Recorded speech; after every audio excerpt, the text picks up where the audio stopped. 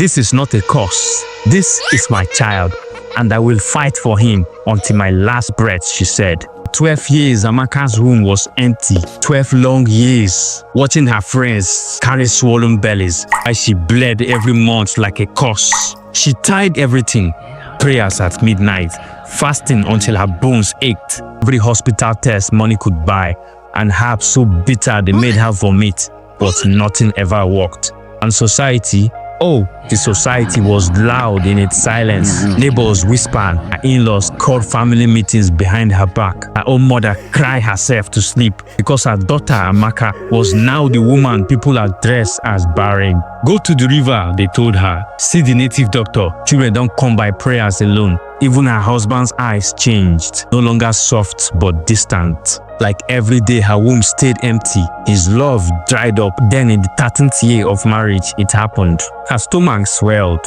and for the first time she felt life inside her. It was a miracle. Her shame was over, or so she thought.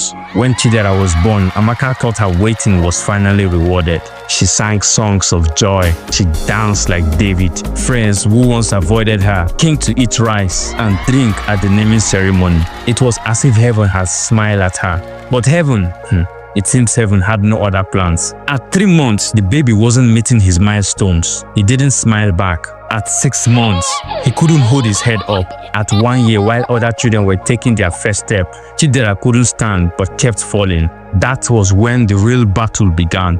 Doctors started using words Amaka had never heard before. Cerebral palsy, developmental delay, special needs. A therapist said he would need some years of care, and even then, there were no guarantees. No cure, they said. Looking at her with pity, her miracle child has become her cross to carry. The whispers came back louder this time. They accused her of getting a baby from the river. Maybe she finally met with the witch doctor, and this is the result. This child is not normal. She should try again for another one. Her husband, he started sleeping in the other room. His family called to say they didn't want a child from the river. They said the child was cursed. Amaka, she fought every single day of her life. She fought to feed the child, who couldn't swallow like other kids. She fought to lift his stiff body, her back breaking, but her spirit refused to snap. She sold her wrappers and every jewelry, even her wedding ring, just to pay for therapy sessions. But sometimes it felt useless, and every time she stepped out with her child strapped on her back, people look away. Some crossed the street, some laughed, some looked at her in the eyes and said to her, "You brought this upon yourself." She watched other mothers at the park running after their children, laughing freely,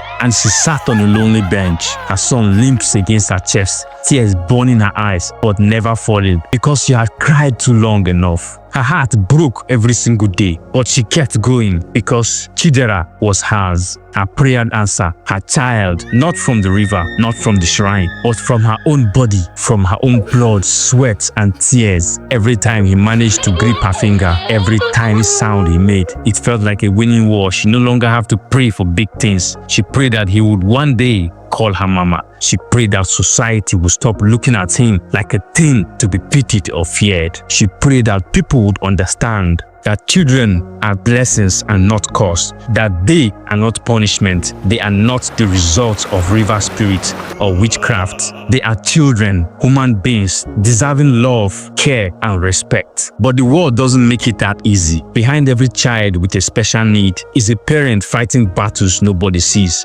Battles against shame, poverty, heartbreak, depression, and a society that has already written their child off. Children with special needs come into the world for a reason. Science doesn't always explain. Sometimes it can be genetic. Sometimes it's complication during childbirth. Sometimes the cause is unknown. And no, there is no permanent cure for conditions like cerebral palsy, Down syndromes, autism, and others. But there's therapy, there's care, and there's hope. What they don't need is your pity or judgment. They need our love, support, and understanding. Moral lesson: before you whisper, before you mock, before you cross the street to avoid them, pause for a second and ask yourself, what if this was your child? What if this was your mother? Would you still call them a curse? Kindness costs nothing, but for families like Amaka, it means everything. Let's stop saying disabilities and start saying people. Let's stop spreading stigma and start spreading love. Call to action. Educate yourself.